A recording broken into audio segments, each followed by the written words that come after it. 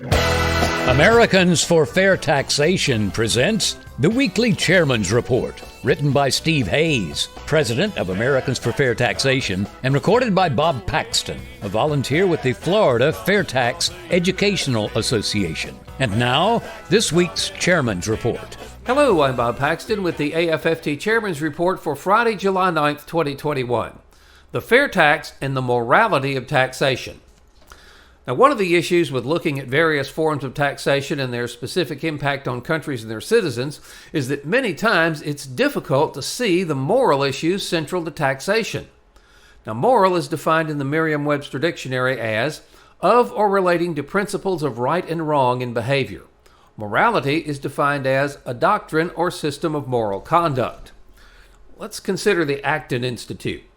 On their webpage, their mission statement says, "The Acton Institute is a think tank whose mission is to promote a free and virtuous society characterized by individual liberty and sustained by religious principles." The Acton Institute for the Study of Religion and Liberty is named after the great English historian Lord John Acton, who lived from 1834 to 1902. He's best known for his famous remark, "Power tends to corrupt, and absolute power corrupts absolutely." Inspired by his work on the relationship between liberty and morality, the Acton Institute seeks to articulate a vision of a society that is both free and virtuous, the end of which is human flourishing. To clarify this relationship, the Institute holds seminars and publishes various books, monographs, periodicals, and articles.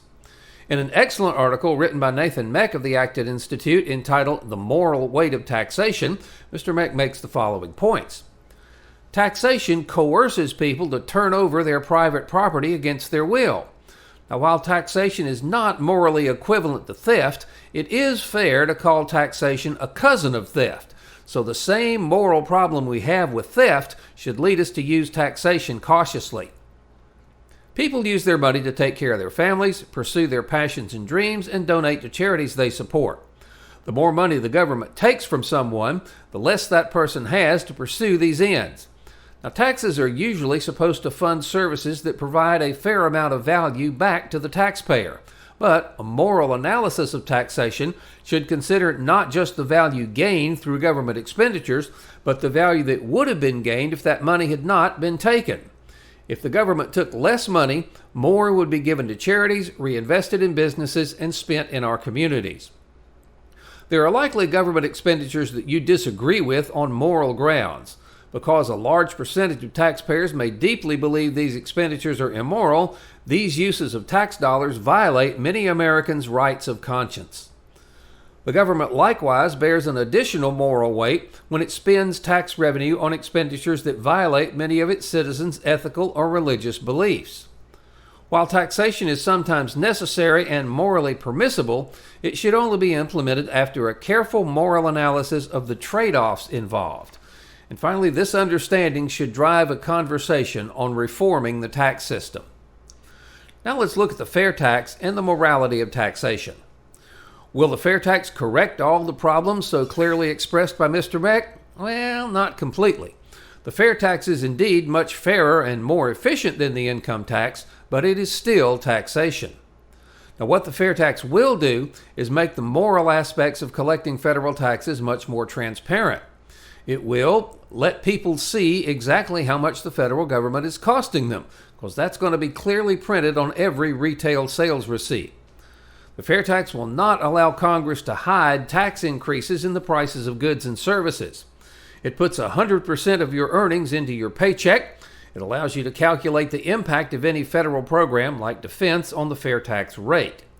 Knowing the impact of federal programs on the fair tax rate will allow you to specifically demand that your members of Congress reduce or eliminate the funding allocated to programs that you believe are wrong. It will end the lie that any money spent on a particular program is not directly traceable back to the tax rate. It will place you in control of how much federal tax you pay because you're only taxed when you purchase new goods and retail services. And the fair tax will not require any of us to file any tax returns revealing personal financial information that you know now is not confidential and can be leaked to the public at any time. In conclusion, when you elect men and women to Congress, you're giving them the power to allocate the money collected in taxes.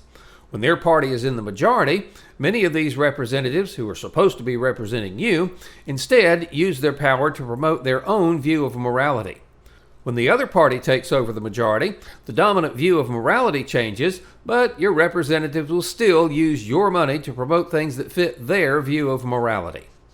Milton Friedman, the great economist, said this, quote, "When government, in pursuit of good intentions, tries to rearrange the economy, legislate morality, or help special interests, the cost comes in inefficiency, lack of motivation, and loss of freedom.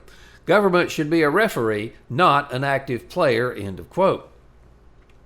Now, the only way we can stop our elected representatives from using our money to promote their morality is to vote them out of office. Now, that's not always easy given the vast amounts of cash and media support that sitting representatives generally have. So one of our most effective weapons would be to show everyone just how much government programs are costing them and let them see how the real cost of government programs directly affects how much money they have to spend on their families. Armed with the actual data, we the people can overcome even the most entrenched special interest, which is why the entrenched special interests love a tax system that makes it very difficult for people to get this kind of data. The fair tax would act like a huge flashlight shining on an infestation of cockroaches. Members of the ruling class and their minions who have decided to impose their view of morality on the rest of us would quickly scatter when the light of truth is shined on them. The best and easiest way to take control of our money and our country is to enact the fair tax. So if you have friends who don't know about the fair tax, send them to FAIRtax.org. Have them watch the whiteboards under how it works, and if they agree, ask them to please join us. You can share with them this quote from economist John Maynard Keynes, who was asked why he changed his position on an economic issue. He said, "When my information changes, I alter my conclusions. What do you do, sir? When I'm wrong, I change my mind." After that, you can contact your members of Congress and the President and demand that Congress pass the fair tax, the only truly fair tax.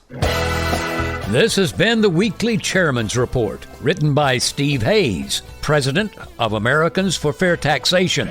Check back every week for news and information about the fair tax, and learn why the fair tax should replace our antiquated federal income tax system. If you'd like to receive a copy of the Chairman's Report in your inbox every week, sign up at FAIRtax.org.